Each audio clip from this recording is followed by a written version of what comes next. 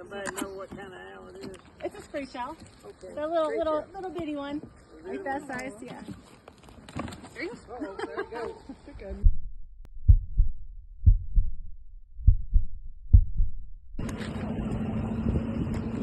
That's it, you got it.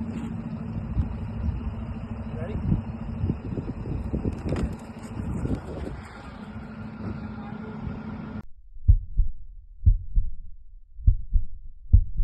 These are external views of the Auburn University Raptor Centre.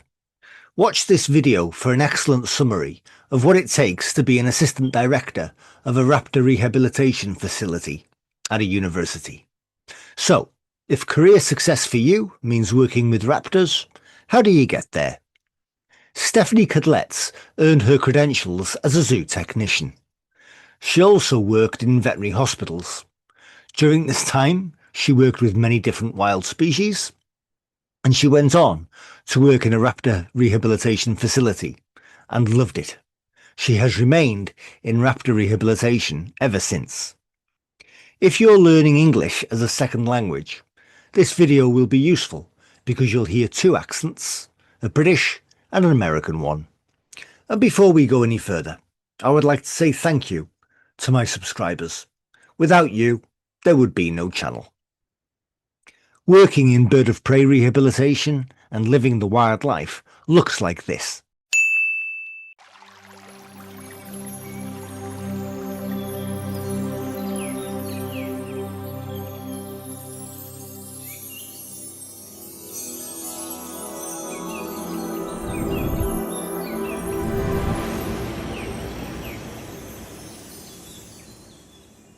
Stephanie, where are you at the moment?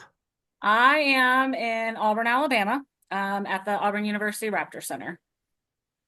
And what do you do, Stephanie? So I am the assistant director of rehabilitation here at the Raptor Center. And so our role is to take in those wild raptors that are injured, orphaned, or ill. We bring them into our facility, treat them, with the ultimate goal of releasing them back out into the wild. What skills do you need, Stephanie, to rehabilitate injured birds of prey? So I think you need a lot of skills. We have veterinarians that work with us. You also need to kind of be a nutritionist. You have to know nutritional needs of these animals. Be an ecologist because you need to know where they're going back out into the wild. Is it appropriate habitat for these animals? Physical therapist. We also, do physical therapy on these birds. So many different skill sets that you do need to be in the rehabilitation field, even just for raptors or any other wild animal that you may be working with. So we wear a lot of hats in the rehabilitation world, and I like to say that it is birdie arts and crafts every day because you have to get really creative, and so you have to be open-minded to different ways of doing things that are kind of out of the box. Stephanie, how did your career develop?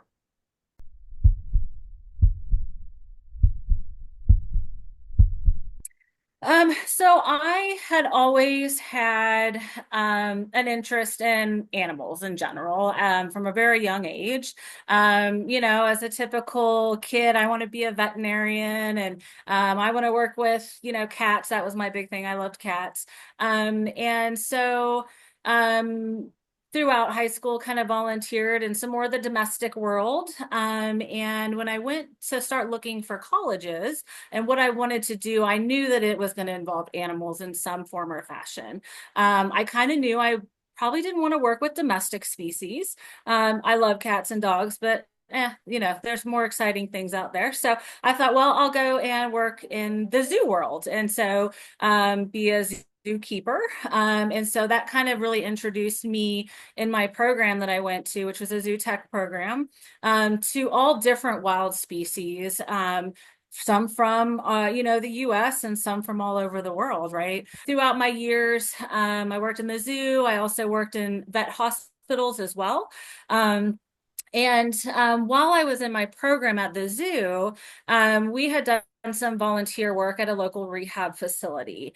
And so the zoo world's very competitive, and back 20 years ago was, still competitive as it is today to get positions. And so I just happened to like, well, I think I'll apply to this rehab facility. I'm probably not going to like it because, I want to work with big cats and big exotic animals at the zoo.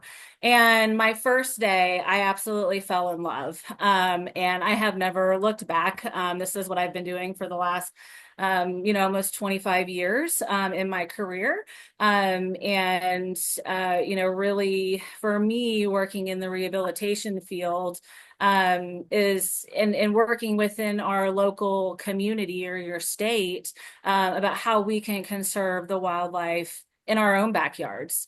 And so that's really what kind of drew me in, was that I felt like I was really making a difference at home and locally for the wild animals that lived in my backyard. So it started about 25 years ago and haven't looked back. Been in the rehab world, worked with all different species. Pretty much the eastern and southern part of the U.S. Is kind of where I've been located for my career. So, Stephanie, how would you describe Raptor rehabilitation in Alabama today? So Raptor Rehabilitation in Alabama. So we do not have a lot of rehabilitators in our state, unfortunately. We have a total of 4 that rehabilitate raptors in our state.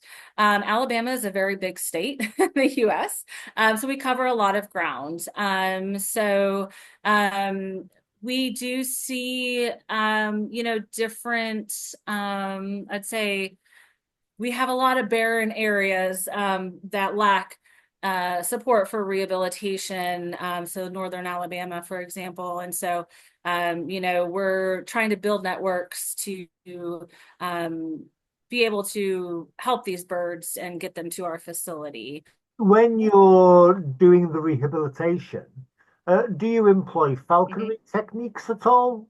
We do, yeah. So we do a lot of different techniques for the rehab process. And so there are times where we will use some of these falconry techniques and some of the things that falconers would do. For example, we use hoods on a lot of our patients that we're doing, procedures on, or we have to bandage a wing, for example. We'll put a hood on to help with the stress of that patient. We will also do creance flying. We had a patient a couple of years ago. We have some falconers on our staff as well.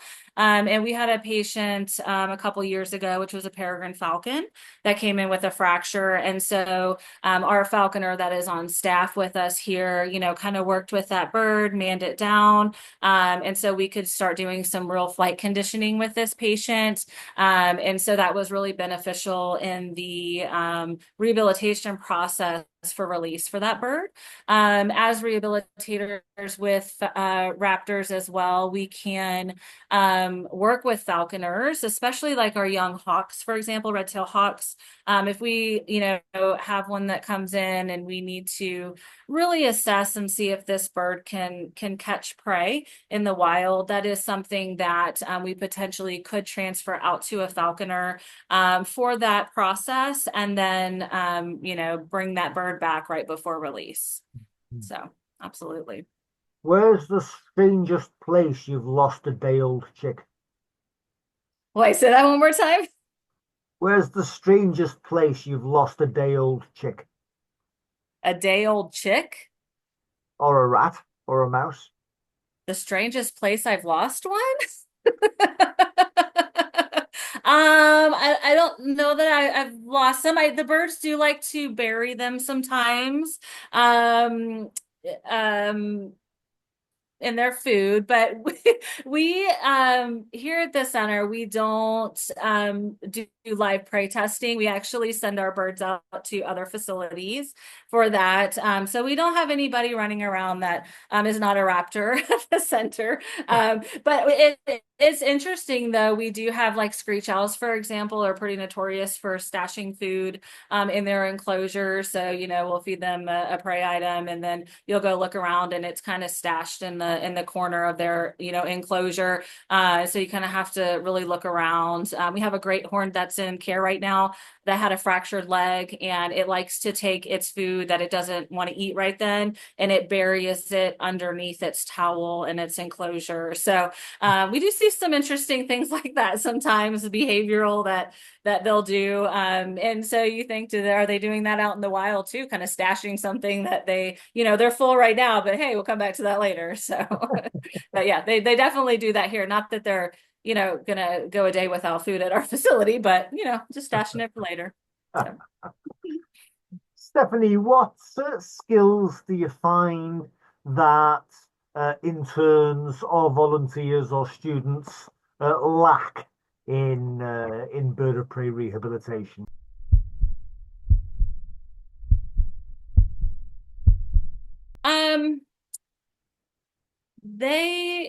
I think just one is the experience handling these animals. They can be intimidating, right? Especially for somebody that comes in that has never handled a raptor before. So, I think it's not necessarily that they lack these skills. It's just they've never been exposed to some of the things. And so, really getting, volunteers and interns that may come through. And, we work with veterinary students and, our vet students say, man, this isn't a cat and dog. And this is what we're trained in at the vet school is cat and dog. But we say, and they're like, oh my gosh, it's a bird. It's so scary. And we're like, just think of it if it was a cat or dog, what would you do? And a lot of stuff can kind of cross over and use the same concepts.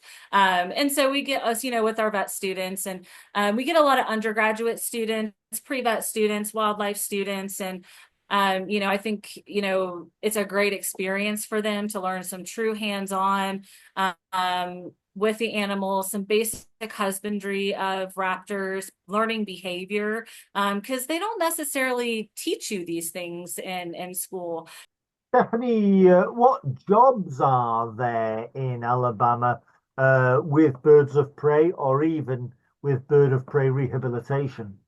Yeah, so as far as positions, we do have a couple facilities in our state that do, employ for rehabilitation. Education is really important, obviously. And so there are some facilities out there, like our facility as well, has a whole education program. And so they have ambassador raptors that they take out into the community and teach about. So there's lots of opportunities, I think, for either volunteer experience at some of our facilities in Alabama, as well as, sometimes state parks will have opportunities. We are with a university, so there's always, with our students, I always encourage them to get involved with any kind of research that may be going on at one of the other colleges that are doing more of the field research and, just trying to get involved that way. And so yeah, I mean, there's opportunities out there if you look for them and, that you can work with raptors, whether that's in a volunteer capacity or, if there would be like a position open somewhere. Stephanie, where do our knowledge gaps lie regarding Bird of Prey rehabilitation in general or even in Alabama today?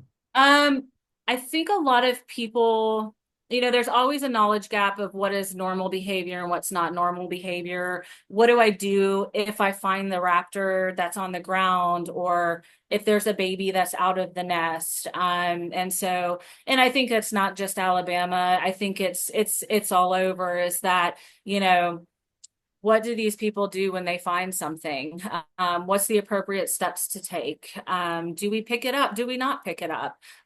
Is that barred owl fledgling? They're small and fluffy and, sitting on the ground crying for their parents. But, what a lot of people don't know is that they can actually climb right back up that tree vertically and get back up on a branch. And so, there's a gap in the general public understanding what to do and what's appropriate to do. So we're not, say, kidnapping these animals or, keeping an animal that was hit by a car too long in their care, to try to get that to a rehabilitation facility or a veterinarian as soon as possible. Stephanie, is there a book that you can recommend for students, volunteers, and interns on Bird of Prey rehabilitation?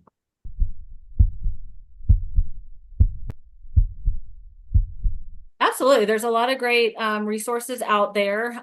So the first thing for rehabilitation about Raptor, well, rehabilitation in general, but the National Wildlife Rehabilitation Association and International Wildlife Rehabilitation Council, it's a mouthful, they have a book out that is called The Standards for Wildlife Rehabilitation. And so that's a really amazing book. It has a lot of information and it's kind of our like Bible to rehabilitation. How large enclosures do we need? What's kind of appropriate? What to think about and what to ask if somebody finds an animal. Actually, I have a bunch of books on my desk here. So another great one is Wildlife Rehabilitation: A Comprehensive Approach. That's a really great resource as well. And so that has a lot of information about rehabilitation and raptors and all different species. And more specifically in raptors, there is a book called Raptors in Captivity. That book is a really great resource for, how to set up the enclosure, what are some basic medical procedures, beat coping.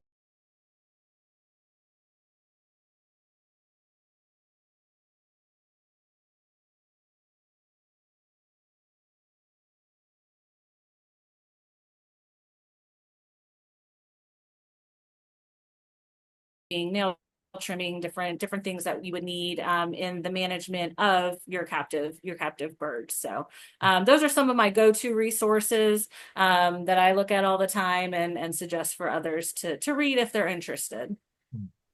And Stephanie, what about the conference circuit? What conferences or associations should students, volunteers, and interns be having their eye on? Oh, absolutely. So the National Wildlife Rehabilitation Association has an annual symposium, and that is a really amazing conference that is held every year for, I think it's a 4-day, 5-day conference. So it's an amazing thing that covers all different species. It also covers education, it covers administration. So any part of the rehab process, the education, that's a really great one to attend. There's also the IAATE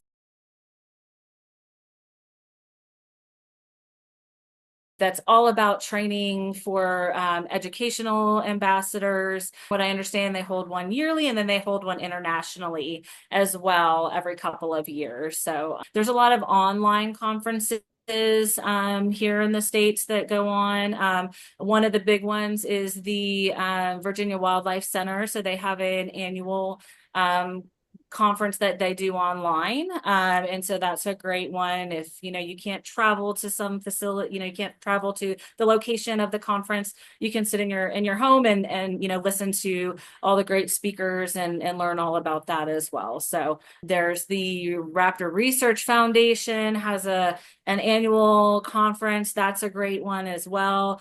Gosh, I, I really don't want to miss any questions out. You've obviously done this before. Right. And you're answering everything succinctly. Right. Okay. Stephanie, that's what I was going to ask. That's what I was going to ask. There we are. Brilliant. Right. I can put my teeth back in now. Stephanie, what are the rarest species that you have coming into the facility? Rarest. I would say most of our species are pretty common. Some of the the species that we get very few of will go. I don't think they're really rare, but the ones that we don't see very common, Merlins are one of those, one of those falcons that we only see maybe once every couple of years. Stephanie, can you suggest a research project for a final year student? So, we have daylight saving time, and how is that impacting specifically our owls and our nocturnal species? Because when we have the time changes, instead of getting dark, say at 6 o'clock at night when everybody's almost home for the night, versus it's dark at 4:30 and everybody leaves work at 5, you're hitting those crepuscular species, specifically our barred owls. And we're seeing, an uptick in admissions during that time frame. So that's one of those areas that I'm really interested in. If you had to give a 7 or 8 step career path to a student, Stephanie, what would you suggest a student did to try and forge a career in birds of prey or even birds of prey rehabilitation? Yeah, so I think that the first thing I would say is, when you're looking to um, go to college, for example, if that's the route that you're going to go, definitely look into, your biological sciences, and really kind of take those opportunities so one would be your schooling and kind of what your focus is, and while you're in school, really jumping on those opportunities that become available, whether that's raptors or other species, but any kind of experience that you can get hands on is great. Also, volunteering with any raptor facilities that may be around you, or rehabilitation. The other thing I would say is networking. Definitely use your network, meet and talk to people, talk to your state representatives, as far as within the fish and wildlife area, researchers that you may come across. And be open to any opportunity that comes open, even if it's not the ideal opportunity for you. Be flexible. The more hands-on experience you have, the better. So again, just take those opportunities where you can get hands-on and learn, and find a mentor. If you can find a mentor in the field, definitely, work with them and learn from them as well. Stephanie, do you need a degree to get into bird of prey rehabilitation? Not necessarily. We do find that our field in rehabilitation is shifting more to, I'm going to say, a profession where we see, individuals that have, degrees, and they have that background in the biological sciences. In the United States, we're really moving away from, what people have coined backyard rehab, essentially. But we do still see that there are individuals out there that maybe had a different career and then started volunteering, and maybe they're retired, or you're like, you know what, I'm going to switch gears and I'm going to go into rehabilitation. And so we do have some individuals that don't necessarily have a background in any of that. And really their experience is hands-on. So I say, as a professional, that yes, it is amazing if you can go the route, get the background and the degree, and really get that true understanding of what's going on with these animals. But also the hands-on component is really, really important too. And there's definitely a need for individuals that have different skill sets too. So so the answer is yes and no. Do you need a degree? I really think it depends on what your focus is. I would say with raptors, there's a lot that goes into what we do. We are a big hospital, we are doing surgeries, and it's not necessarily 100% needed, I guess. So we do, for example, have a couple staff members that don't have degrees, but they have more experience. So it just depends on, I guess, what role you're willing to, or not willing, but what role that you will be taking at the facility that you may want to work at, or are you just going to stay a volunteer and kind of just learn that way too? So there's various routes to getting into wildlife rehabilitation. And I would say that same thing in education based too, for, working with ambassadors. It really just depends on what that role that you want and what's available. Stephanie, you are the Assistant Director at the Auburn University Raptor Center, part of the College of Veterinary Medicine at the Auburn University. Thank you so much for being on the Practical Animal channel. Stephanie Kadletz. Yes, thank you so much for having me.